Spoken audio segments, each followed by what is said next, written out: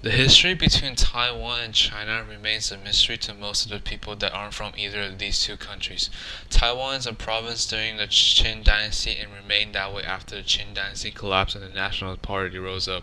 Control of China became a tug of war match between the Communist Party and the Nationalist Party prior to the arrival of World War II, and tension quickly accelerated as the war spread throughout China.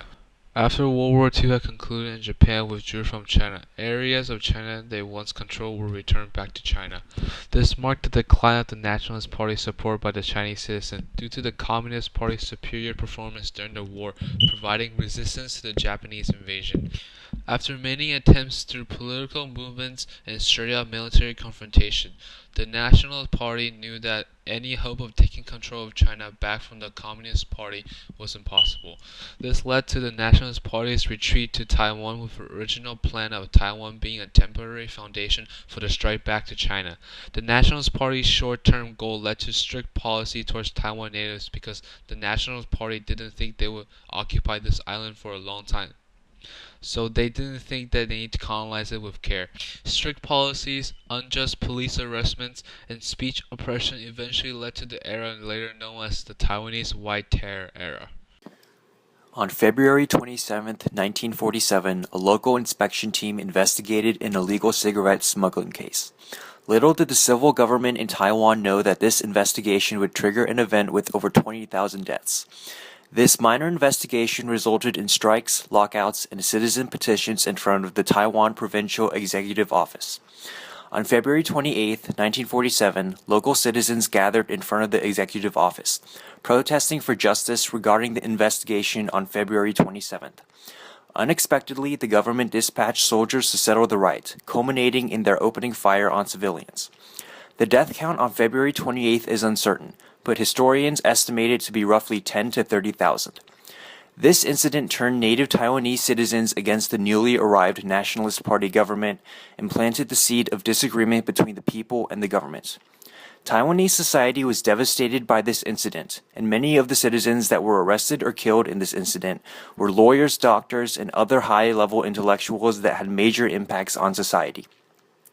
Numerous citizens questioned the reasoning and justification of the nationalists' actions because the government executed and arrested citizens without any rational reasons or legal court trials.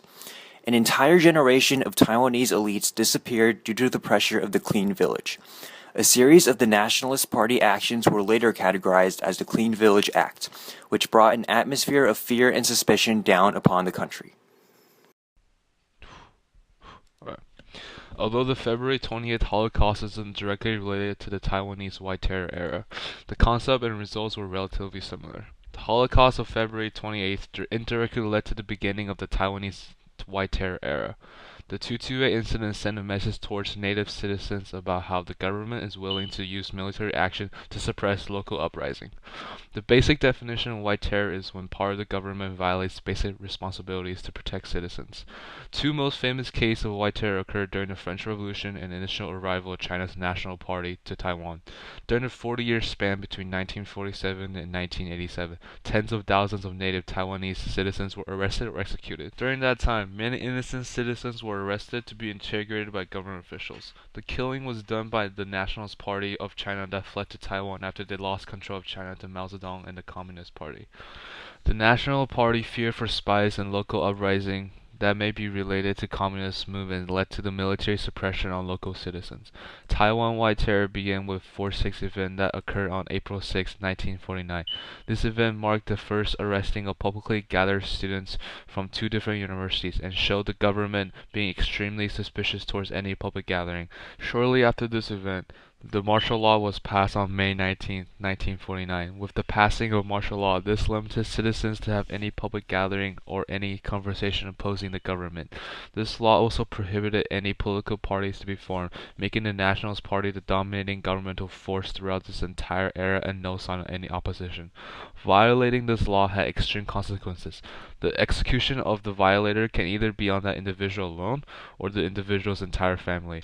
Harsh ruling and strict political policy towards the Taiwanese natives was because the Nationalist Party wanted Taiwan to be the foundation and base of the strike back towards China, to reclaim China from the Communist Party. Thus, the government couldn't afford any local citizen causing any uprising or opposing the government. Nationalist Party have four methods to speed up the process of the blending and the bending of the Taiwanese social structure towards the Nationalist Party's Chinese origin. These four methods were coercion, education, restructuring the social status, and creating a new pro-Chinese identity for the new indigenous population. With these four methods, the Nationalist Party were on their way to oppress the traditional Taiwanese society and creating a new society that the Nationalist Party thought were ideal. The height of the White Terror era is between 1949 to 1954. During this time, around 4 to 5,000 citizens were executed. The total amount of individuals executed from violating this law still remains a mystery, but many historians estimate it to be more than tens of thousands. The Taiwanese White Terror not only psychologically damaged the Taiwanese citizens, it also gave the Taiwanese government a bad reputation on the global stage about how the government reacted and dealt with this issue. The psychological damage on citizens still remains years after the martial law was lifted and the White Terror was officially over. The permanent speech oppression on citizens during that time still remained as an unofficial law among citizens years after the White Terror's era. Taiwanese citizens still fear that any conversation about the wrongs of the government would lead to permanent or long-term imprisonment. Such strict and harsh speech oppression challenged the basic right of citizens to speak freely and led to many Taiwanese scholars leaving Taiwan seeking refuge in Japan where their ideas can be freely expressed. 所以迄都是武装暴动有开始的时阵，这个嘉义，迄陈志忠领导的叫做台湾自治联军，谢绍煌领导这个部队，台中这头仔国自治部队，到尾叫台湾民主联军。这民主自治就是都是要求的口号。伊抓去了后，伊就甲迄囥迄落地下内面的迄落，头一工呢，换来换去，各种各样的人来找。你问我，你有做啥物歹代志啊？我有做啥物歹代志？我是伫美国吼，是毋是有啥物？我们身为 As the government, and myself as a member of a political party, of course we should recognize that we have made mistakes and express our apology to the family members of those harmed in the miscarriages of justice, fabricated legal cases, and misguided. The Taiwanese White Terror shook the world and established new boundaries for government's rights and responsibilities. However, this process was long-winded, as the Taiwanese Nationalist Party often avoided the topic. In the aftermath of the fear-inducing decades, President Jiang Jing-guo gradually loosened his policies and strict control of the country. On July 15, 1987, Jiang abolished the policy of martial law, allowing Taiwanese citizens to breathe a sigh of relief. Likewise, he and the nationalists permitted Taiwanese civilians to return to and visit China. Jiang's change of heart was further shown in the establishment of the Democratic Progressive Party, a group that opposed his nationalists. In stark contrast with the events of the White Terror, Jiang did not seek to eliminate the Democrats and allowed them to prosper. These new policies were enacted right before President Jiang's death. Now, a new era was about to rise. Under the rule of Jiang's vice president, Lee Teng-hui was Taiwan's first democratically elected president, and as a result brought a plethora of new rights and responsibilities to his country's people.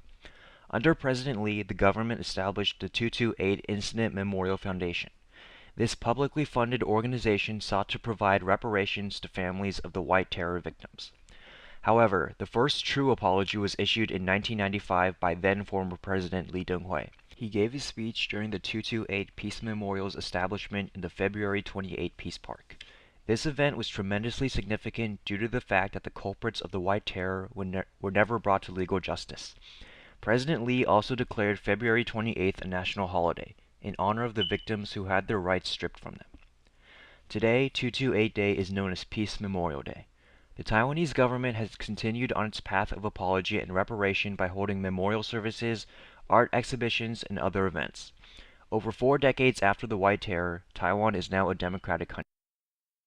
Its people hold far more rights than those previously under the nationalist government. Various reparatory actions have soothed the wounds for some, but will never make up for the tragedies caused in 20th century Taiwan. However, the government has largely taken responsibility for its actions. The Taiwanese White Terror established precedents for the importance of individual rights and responsibilities.